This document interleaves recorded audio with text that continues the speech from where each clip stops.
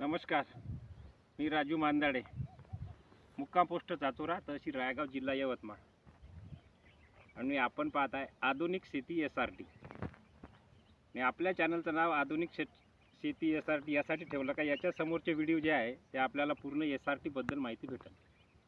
पण तरी आजचा विषय आहे कांदा लागवड.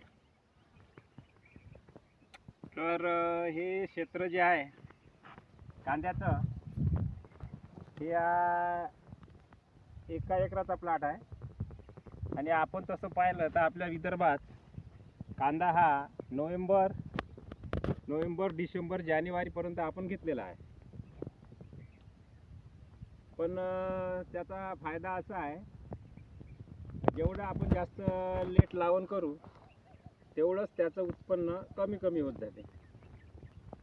म्हणून आता आपण ह्या कांदा कपाशीवर असल्याच्यानं थोडा लेट झाला, तरी आता हा कांदा म्हणलं तर 2 ते 2.5 महिन्याचा आहे.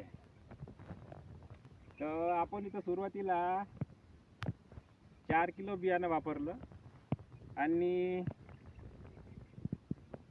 एक बॅग 10-26-26. त्यानंतर 1 महिन्यानं तणनाशक मारलं. तणनाशकामध्ये आपण गोल आणि टर्का सुपर घेतलं. आणि त्यानंतर अजून 1 महिन्यानं पुन्हा आपण सुपर फॉस्फेट आणि 10-26-26ची एक बॅग टाकलेली आहे.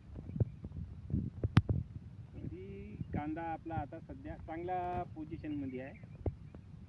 अजून ह्या कांद्याला नाही म्हणलं तरी 1.5 ते 2 महिना लागू शकते समजा. तसा काही खूप खर्च नाही आहे कांद्याले, पण भावही आपल्या हातामध्ये नाही.